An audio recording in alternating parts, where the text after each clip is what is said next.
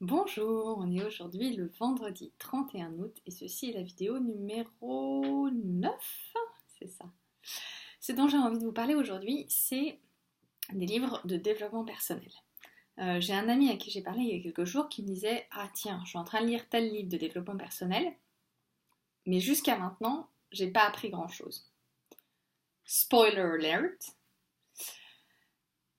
Eh bien en fait, pour moi, il y a trois façons de lire. La première qui est lire pour se distraire. Je lis parce que c'est un plaisir, c'est un moment pour faire autre chose, penser à autre chose, me sortir de moi. Lire des BD, lire des romans, voilà, je lis pour me distraire.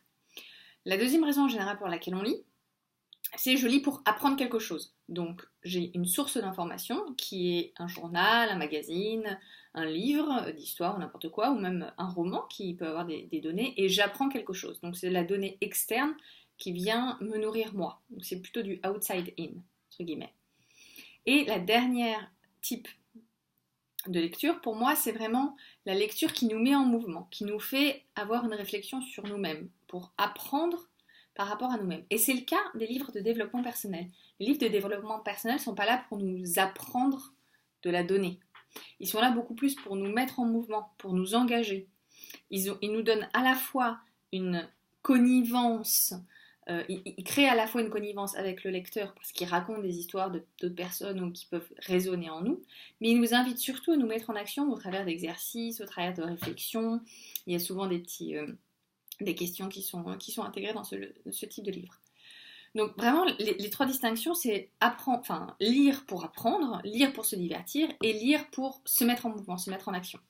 Si on lit les livres de développement personnel avec comme objectif « je vais apprendre quelque chose », en tout cas une connaissance externe, il y a peu de chances. Par contre, vous allez sûrement apprendre à prendre du recul sur vous-même au travers des questions qu'on se pose et au travers des histoires qui peuvent être racontées. Du coup, ce que j'aimerais bien savoir, c'est vous, comment est-ce que vous lisez un livre de développement personnel ?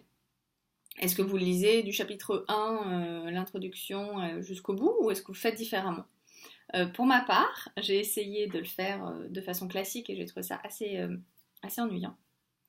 En revanche, ce que je fais maintenant, c'est que je regarde globalement ce qu'il y a dedans et ensuite je choisis un ou deux sujets qui m'intéressent et je lis les quelques pages. Je l'intègre et je range le livre. Et peut-être que dans 6 mois, j'y reviendrai. Vous, comment est-ce que vous faites ?